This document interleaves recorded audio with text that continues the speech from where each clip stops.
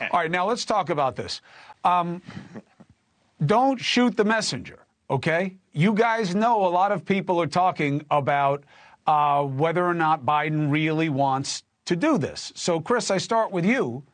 You know you're hearing this, and what we're not hearing is what you guys plan to do about it. Well, look, it's up to him. He's having a pretty good presidency. He's accomplished a lot.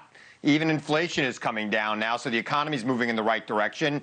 And if he was 60 years old, nobody would even be talking about him not running because of the accomplishments he's done, and the party would be unified behind him. And I believe if he chooses to run, the party will be unified behind him. But if he chooses not to run, there are plenty of options, I think, around the country for other Democrats to step in, even at a late date.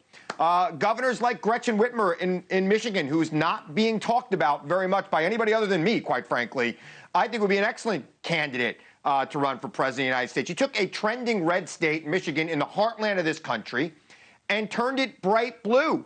And I think she'd be a fantastic choice to run for president. I think she'd speak to people in swing states like Pennsylvania, like Virginia, like Georgia, like Wisconsin, and like, of course, Michigan. I think she's the kind of candidate we would need there. And I also think that Gavin Newsom would be a fantastic candidate. He runs one of the largest economies in the world already, and he's done very well in this tour he's been doing the last couple of weeks, speaking to people across the aisle. Of course, then you got this whole left coast thing going on. What about the people in the middle? And I think Gretchen Whitmer, though, in the swing states would play very, very well.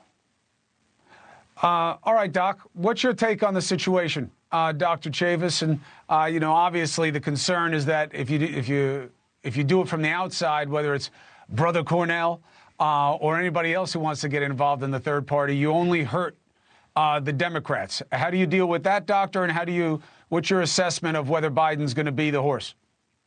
Well, thank you very much. It's good to see you. It's good to be on the program. I'm the national co-chair of No Labels.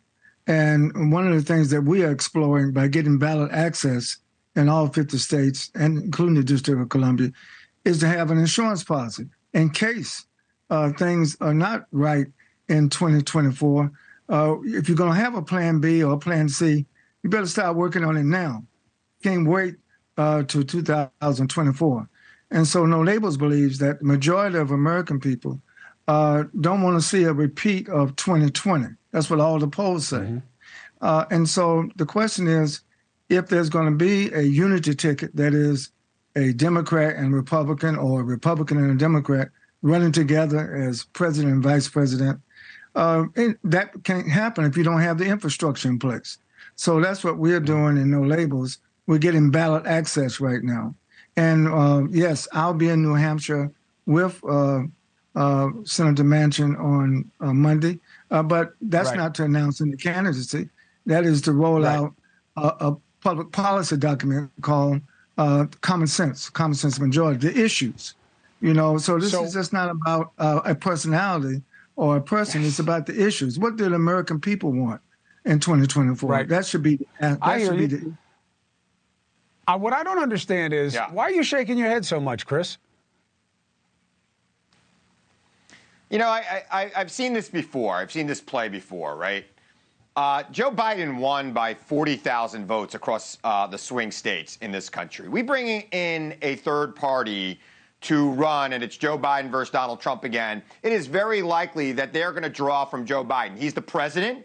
The buck stops with him. He gets the blame for whatever problems people are feeling in their life on Election Day. You know this very well, Chris. So if No Labels puts something in there, it's really a threat to the Republic that we return to our presidency Donald Trump, someone who disrespects this country, disrespects our traditions, disrespects our institutions. I get your concern. And quite frankly, disrespects the will of the voters. And I am very concerned about it. I get your concern. I just feel like we're also very concerned. Go ahead, Doc. I think it's unfair to put a jacket on No Labels saying that we are going to be a spoiler for Trump. We're on record. We're not going to be a spoiler for Donald Trump. That's not what we're about. We're about giving all Americans more choices. And in a democracy, I don't think you should have a situation where you try to limit people's choices. You should try to expand those choices. Hey, thank you for watching. Please go to newsnationnow.com, newsnationnow.com, And you can find NewsNation on your television provider. And don't forget to click the red subscribe button down below. Then you will get more of NewsNation's fact-driven coverage.